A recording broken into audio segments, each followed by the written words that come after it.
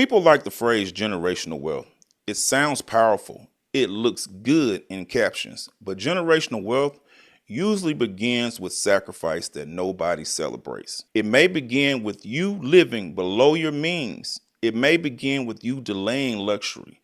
It may begin with you investing while other people are spending. It may begin with you purchasing life insurance. It may begin with you creating a will or a trust. So many people miss that step. It may begin with you buying a modest property instead of an expensive vehicle. It also may begin in you reinvesting your business profits instead of spending them. It may begin with you teaching your children financial lessons that they do not appreciate yet. Generational wealth begins with somebody deciding the money will not stop with me. That decision requires discipline because taking care of yourself today feels immediate, but building for people you may never meet feels distant. You may never see your grandchildren benefit from what you created. You may never witness how one investment changes the future of your family. You may never receive applause for the foundation you built, but that is what legacy requires. We are naturally motivated by immediate rewards. We want to see the car, we want to wear the clothes, we want to take the trip, receive the compliments, but wealth building often requires choosing an invisible future over a visible present.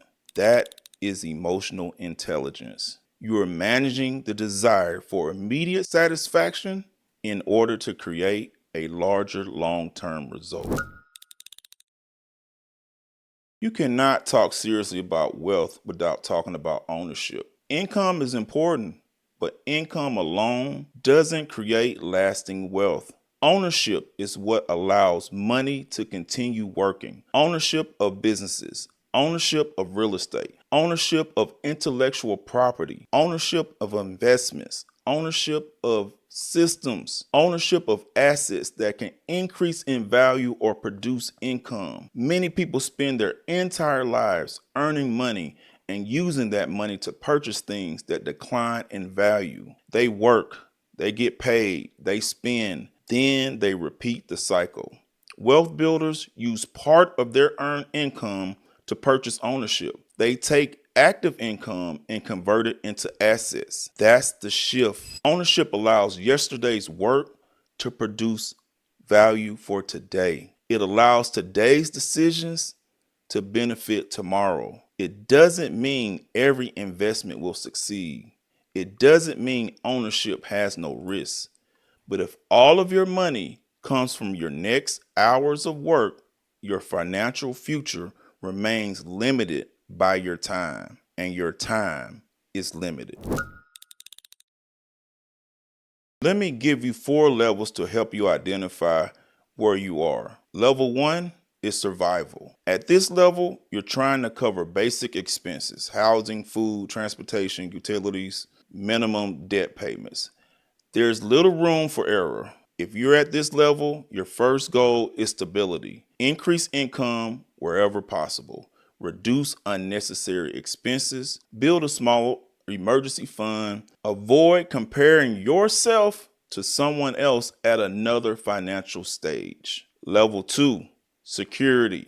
At this level, your bills are being paid consistently. You may have some savings. You are beginning to reduce your debt.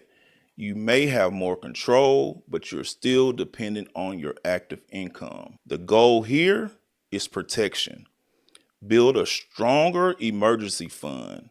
Improve your insurance coverage. Create a spending system and begin consistent investing. Level 3, ownership.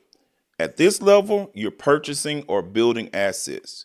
You may own a profitable business, invest in retirement accounts, own property, create intellectual property, build recurring revenue. Your money is beginning to produce more money. The goal here is growth and diversification. Level 4 is legacy. At this level, you're thinking beyond yourself. You have an estate plan, a succession plan, structures for transferring assets, financial education for your family, charitable and community goals.